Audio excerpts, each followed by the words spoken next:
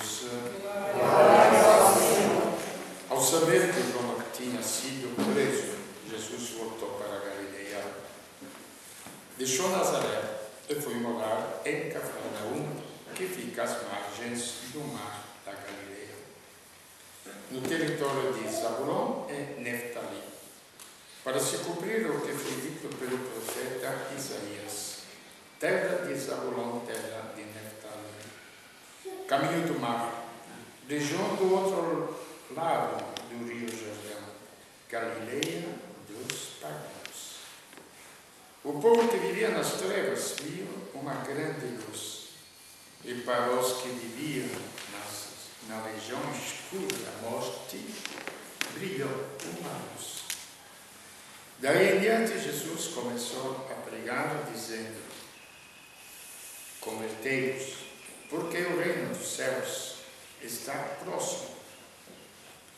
Quando Jesus andava à beira do mar da Galileia, viu dois irmãos, Simão, chamado Pedro, e seu irmão André. Estavam lançando a rede ao mar, pois eram pescadores. Jesus disse a eles: segui-me, e eu farei de vós pescadores de homens. Eles imediatamente deixaram as redes e o seguiram. Caminhando um pouco mais, Jesus viu outros dois irmãos, Tiago, filho de Zebedeu, e seu irmão João. Estavam na barca com seu pai Zebedeu, consertando as redes. Jesus os chamou. Eles imediatamente deixaram a barca e o pai e o seguiram.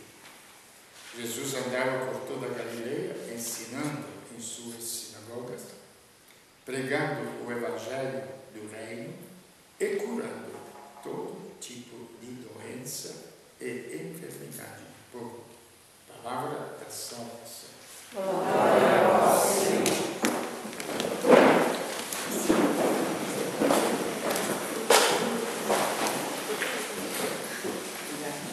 Depois das leituras de hoje também, que parece que o povo deixou de andar a pé e daqui a pouco já vamos andando de nave espacial, deixou de se falar para viver conectando na internet, mas o coração do ser humano não mudou absolutamente em nada. É o mesmo coração. Até a forma religiosa de 2000 anos atrás é a mesma de hoje. Eu sou crente, eu sou evangélico, eu sou católico, eu sou espírita, eu sou isto, eu sou aquilo. 2000 anos atrás, já na própria comunidade cristã, quem era? Tinha Paulo.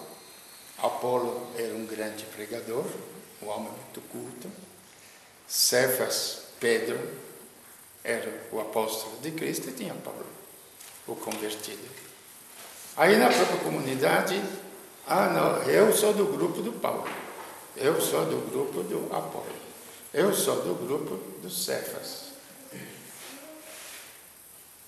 Eu sou de Jesus Cristo. Alguns até falavam que era de Jesus Cristo. Não tinha absolutamente entendido nada. Eu repito, se a gente não focalizar novamente, sempre preciso.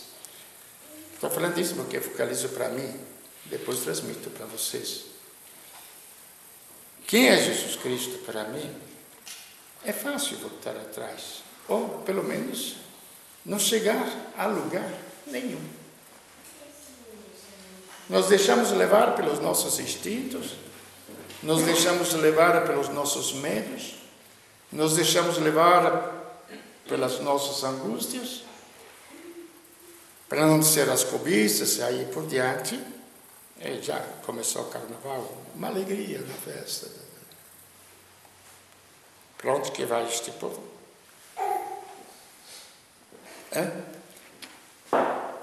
Então Jesus Cristo é o pior, é que enche assim as igrejas, enche assim. Pior que na televisão está cheia de mensagem cristã, mas Será que cada um de nós se pergunta? Aí, diante disto, como uma vez me falou um rapaz, o único caso que eu tive na minha vida de apostolado, lá no litoral, um rapaz de 36 anos, depois de fazer o cursinho, ele falou: Frei, entendi o que é a verdade, mas eu não quero. Foi a única resposta clara: não quero. Coitado, uma semana depois morreu atropelado. Castigo não. Simplesmente Deus lhe mostrou a verdade antes dele morrer. Não quis. Então, a verdade, gente, estava pensando, estava limpando, pensando. A gente transforma os próprios instintos na verdade, não. Quando uma pessoa está doente, qual é? O instinto é de não tomar o remédio porque é amargo. Primeiro instinto, não é? Não é bom tomar uma injeção. É o instinto. Mas a verdade está no remédio. Não está nos meus instintos. A saúde está no remédio. Então, isto que nós, como seres humanos, por isso que temos uma razão para a gente meditar e depois decidir. Então, se nós não conhecermos Cristo, como é que nós poderemos decidir? Nunca. Então, Cristo nos é revelado, já disse muitas vezes, no testemunho da sua vida terrena pelos apóstolos. E Cristo nos é revelado na sua grandiosidade. Bom, primeiro toda a Bíblia fala de Cristo, que nele os mundos foram feitos, os mundos foram criados, nele o mundo tem sentido. Na carta de São Paulo fala o mundo visível, este mundo. Quando a gente tira o lençol da cama, o que é que faz? Vocês que são mulheres que limpam a roupa, o que é que faz? Enrola o lençol e joga para lavar, não é? E o mundo inteiro será feito assim. Já pensaram? Nas mãos de Deus. Este mundo visível. Essas estrelas que a gente quer conquistar, como antigamente queria conquistar os continentes, os mares desconhecidos, aí por diante, hoje a gente vai à nossa fantasia. Mas o nosso coração é um pouquinho mais da fantasia. Eu lembro, eu me encantava quando lia os romances dos mares tropicais, etc. Sonhava, viajava. Ainda bem que não era crack, não era droga para viajar. Era a viagem da fantasia. Entende? Viajava, ia longe, vivia num mundo fantástico, maravilhoso, não? Para vocês compreenderem uma coisa, quando a minha irmã esteve aqui e viu o abacaxi no chão, eu pensei que estava na árvore. Entenderam? Então, você sonha. É um espaço da fantasia, um espaço maravilhoso. Mas o espaço do coração é infinitamente maior do que o espaço da fantasia ou da inteligência. É uma aventura da vida que a gente não quer viver, não sei porquê. Não sei porquê. Ele faz parte da nossa vida. Quando a gente estava cantando lá, só uma coisa desejo, Senhor, eu estava pensando, o anjo estava lendo, habitar todos os dias da minha vida na sua casa, do Senhor, e experimentar a sua suavidade. Pudera. O resto é porcaria diante disso. Quem experimentou Deus, viu o quanto pouco vale ou nada vale aquilo ao qual nós damos tanto valor, imenso valor, até os próprios afetos humanos. diante do amor de Deus, experimentada, não o amor de Deus que a gente vê, não, experimentada, porque ele é uma realidade, são como a neblina que desaparece quando aparece o sol. Habitar na casa do Senhor todos os dias da minha vida e experimentar a sua suavidade. E é aquilo que nós queremos. Mas, para tanto, era preciso que alguém abrisse o caminho para chegar a isto. Então, não é proibido sonhar. Não é proibido desejar. Aliás, temos que desejar coisas imensas e infinitas. Senão, a nossa vida é o caminho mais fácil para caminhar para a depressão, para o vazio absoluto. Sobretudo no mundo de hoje, que nos oferece tudo de mãos beijadas. Muitas vezes até os pais dão para os filhos tudo de mãos beijadas, pensando em fazer bem aos filhos, mas não fazem bem. Preste atenção. Os filhos têm que conquistar a vida, não têm que receber de mãos beijadas. Porque a vida, ela tem que conquistar. Tem que ser ajudado, lógico, mas não receber as coisas de mão beijada. Não vai se fazer criaturas humanas, vai se fazer parasitas. E parasitas só vivem quando pode sugar sobre os outros. Quando não tem mais onde sugar, morre a árvore, morre o parasita. Essa é a lei da natureza, gente. É a lei da natureza, gente. Porque Deus perdoa tudo, gente. O homem, de vez em quando, me dizia um amigo juiz, a natureza não perdoa. Nunca. Nunca. A natureza tem as suas leis de vida básicas, vegetais, biológicas, e contra aquelas leis você não vai, porque você morre. Se você toma um veneno pensando que aquele veneno vai te fazer mal, ele vai fazer mal. Se você se embriaga pensando que aquele vinho não vai fazer mal, ele vai te embriagar, vai te atordoar e aí por diante. A natureza não perdoa? Nunca. Então tem uma natureza psicológica, uma natureza biológica, física, tem uma natureza psicológica e temos uma natureza espiritual. E nessa natureza espiritual, por onde caminha o ser humano, apesar de sermos matéria, que Cristo veio. Então nós vimos quem Ele era o princípio e o fim, tudo foi criado por Ele e para Ele. Isto é Jesus Cristo. Quer acreditar? Acredita. Não quer acreditar? Não acredita. Livre. Livre de pensar o que quiser.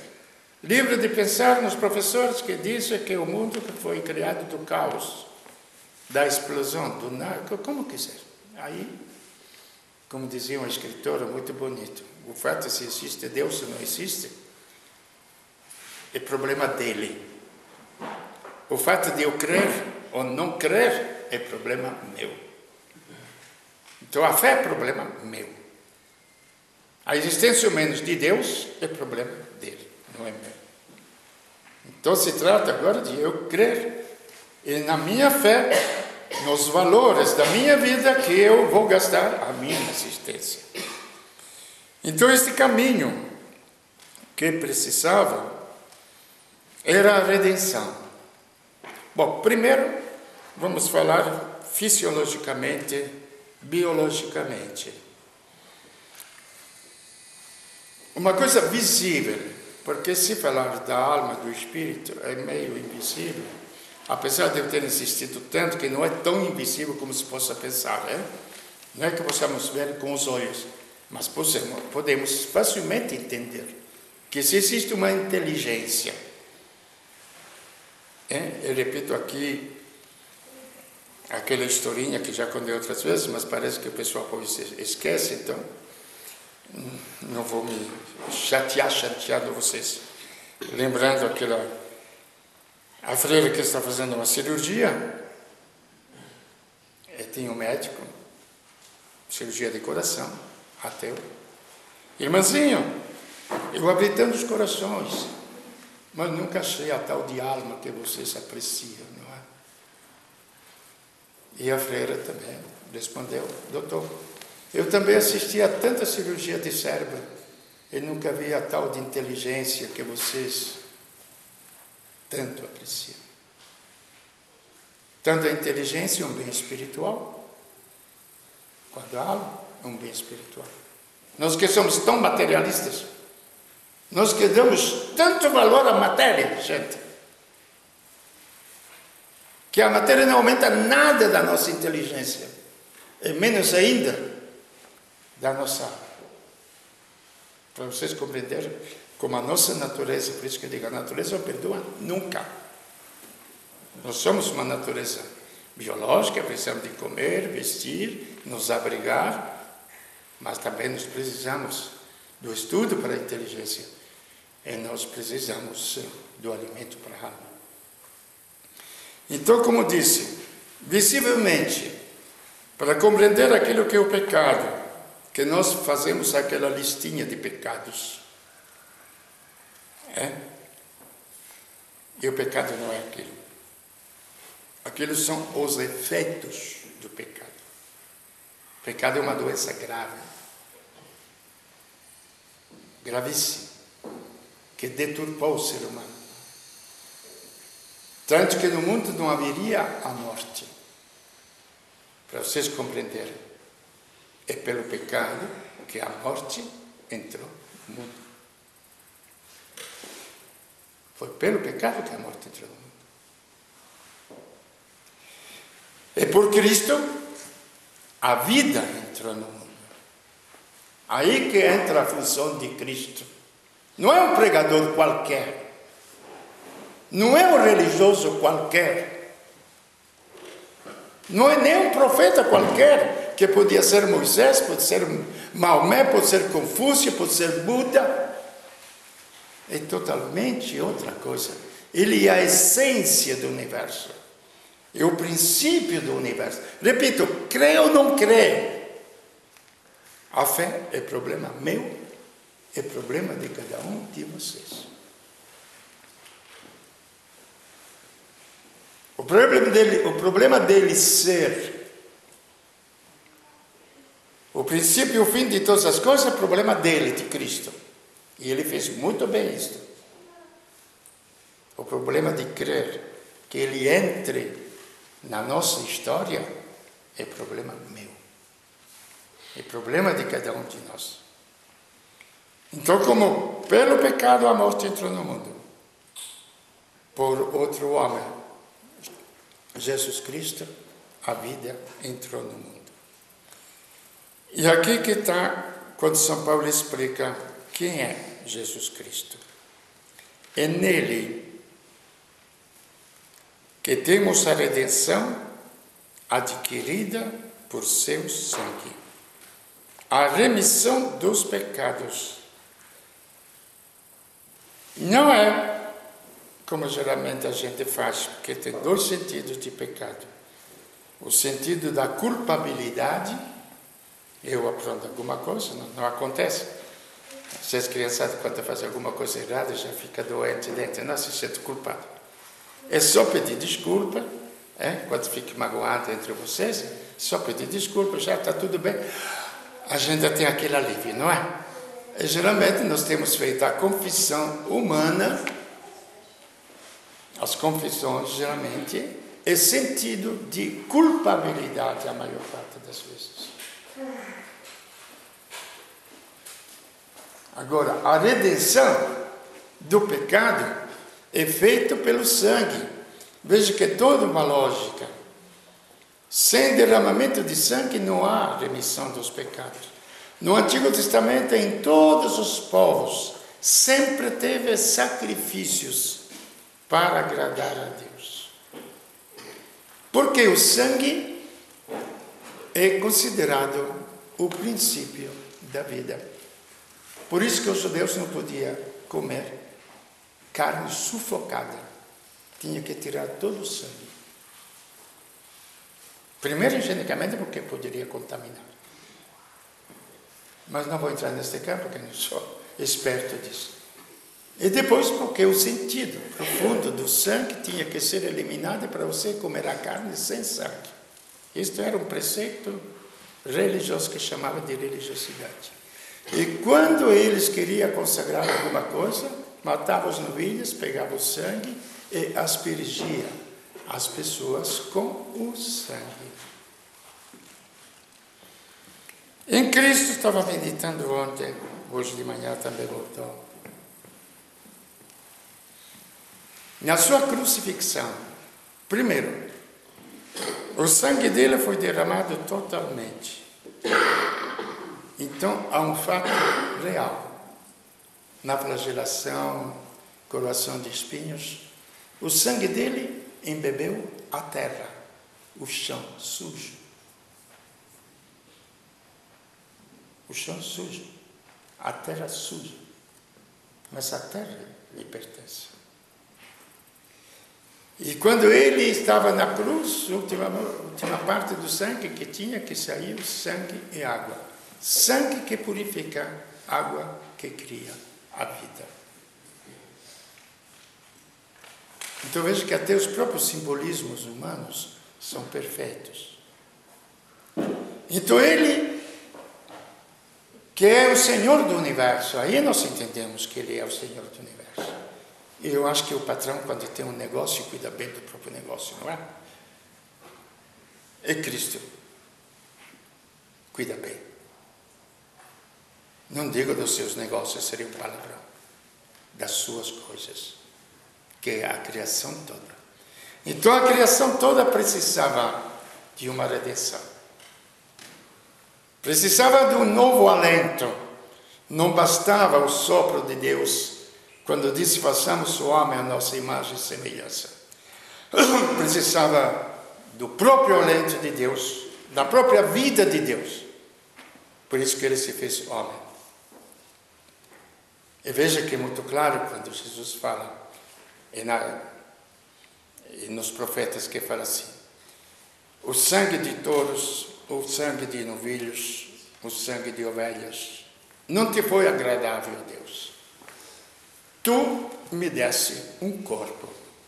Eis o Deus que eu venho para fazer a tua vontade. O sangue que foi agradável a Deus não foi o sangue dos animais, porque não perdoava pecado nenhum. Era um sentimento de culpa, como diz que nós vamos confessar, nos confessamos, nos pedimos perdão para as pessoas, marido para a mulher, filhos para os pais, pais para os filhos, desculpa, está tudo ok. Aí não precisa confessar, a pessoa perdoa. A quem perdoar seus pecados serão perdoados, falou Jesus. Não precisa ir ao padre se ofendeu teu marido, ofendeu sua mulher, ofendeu teus filhos, ou teu vizinho, outro. É só pedir perdão para a pessoa. Se ela te perdoa, tá bom. Entendeu? Mas sarar a ferida que está dentro, ou não somos atingidos por um mal terrível, que é o nosso espírito, aí sim.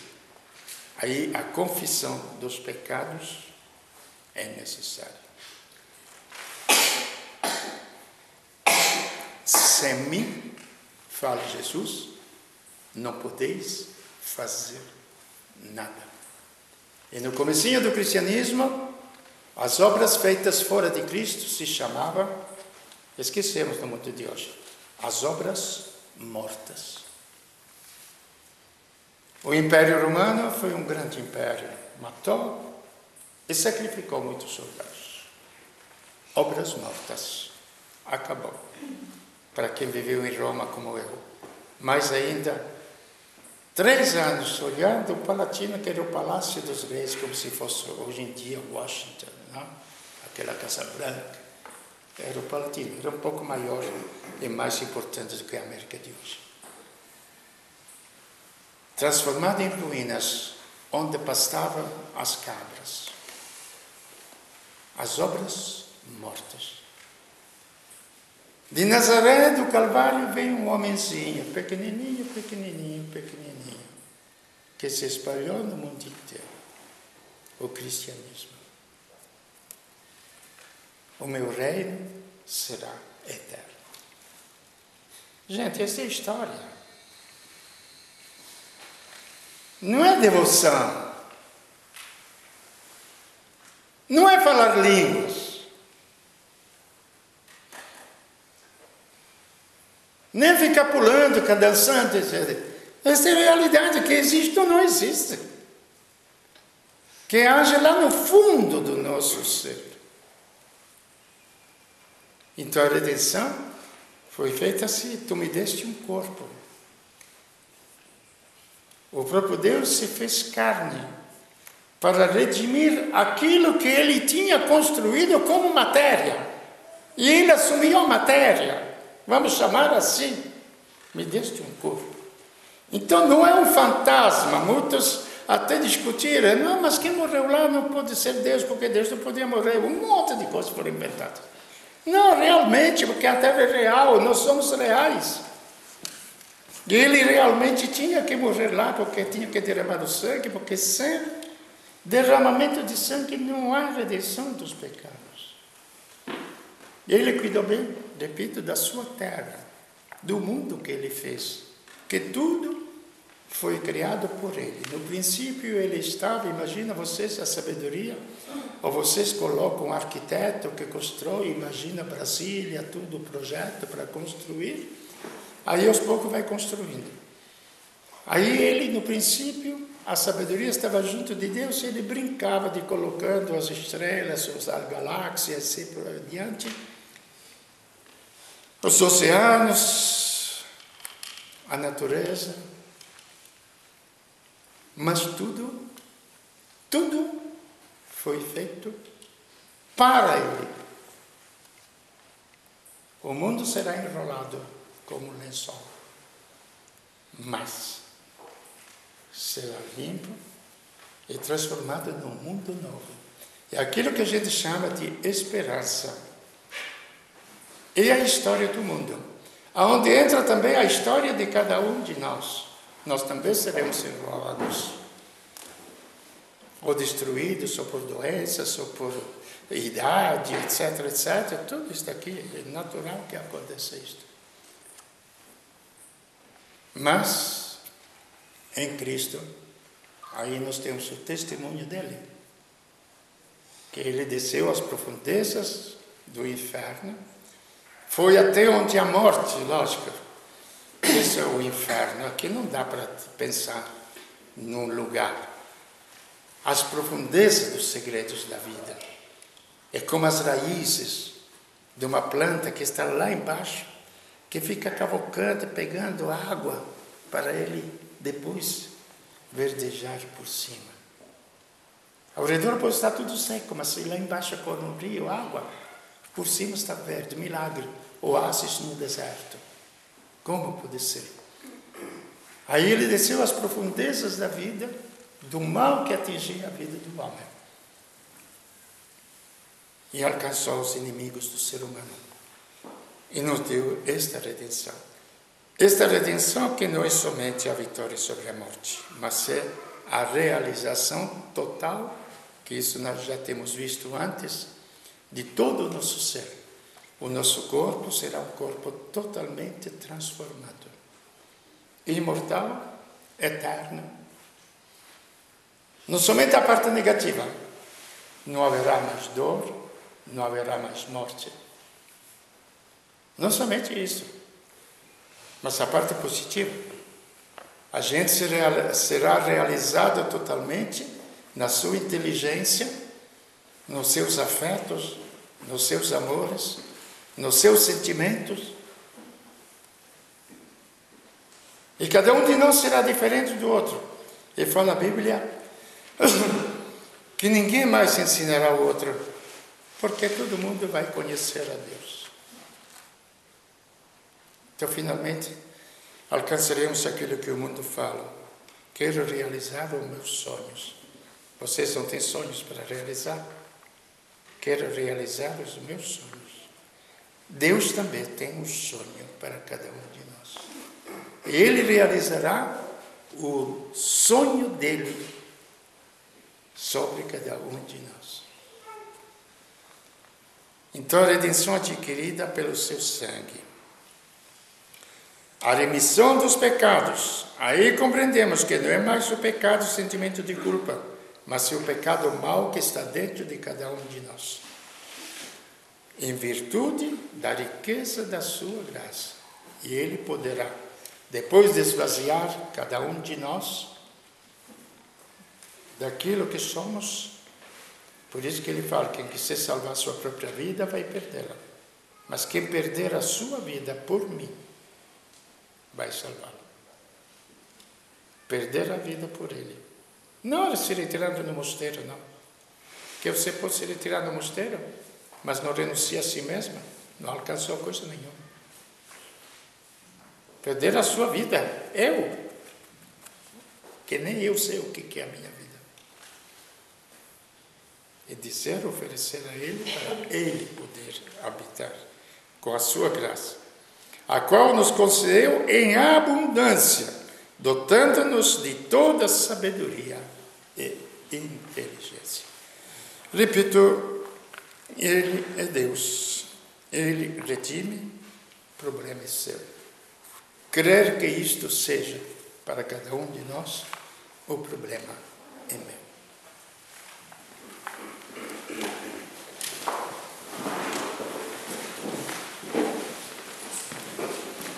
Creio